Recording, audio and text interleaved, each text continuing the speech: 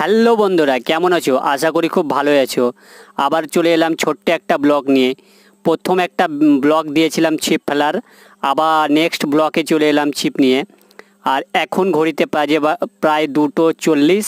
আর আমি খাওয়া দাওয়া করে স্নান করার পর একটু আরাম করার পর দুপুরবেলায় বেরিয়ে পড়লাম ছিপ নিয়ে।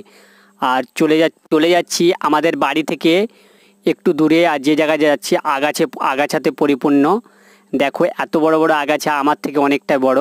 আর যে রাস্তাটায় যাচ্ছি খুবই ঝোড়ঝাড়। আর এখন আমি যে পুকুরটায় যাব সেই পুকুরটায় পুরো পদ্মতে ভর্তি। আর এই পুকুরে অনেক বড় বড় মাছ আছে, কারণ 3-4 বছর থেকে এখনও মাছ ধরা হয়নি সেই পুকুরে। ইউটিউব ফ্যামিলি ব্লগটা পুরো দেখতে থাকো, খুব ধামাদার হতে চলেছে। আর এখন আমাদের মাড়গ্রাম থেকে দুটো ভাই চলে এসেছে, তারা দেখো এখানে ছিপ নিয়ে এসেছে। তারা এখন ছিপ ফেলছে দুজন। আর এখন আমি চলে যাব আমার একটা ঘাটে, সেখানে আমি এই ঘাটটা আর একটা ঘাট, দুটো ঘাটটা আমি একসঙ্গে পরিষ্কার করে রেখেছিলাম। তারা এসেছে, অন্য কারো আত্মীয় আমাকে বলল, তার জন্য তারা একটা ঘাটে এখন ফেলছে। আমি এখন ঘাটে চার দিয়ে দিলাম, চার দেওয়ার পর এখন ছিপ নিয়ে বসে আছি।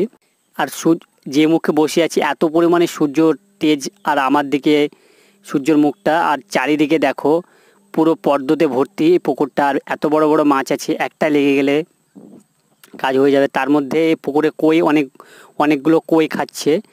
আর ফ্রেন্ডস, এখন আমার সন্ধ্যা হয়ে গেছে, তার সঙ্গে আমি 4টা কই পেয়ে নিয়েছি, খুবই সুন্দর। কারণ বড় মাছে খাচ্ছিল না, কইয়ে খুব জ্বলালো আমাকে।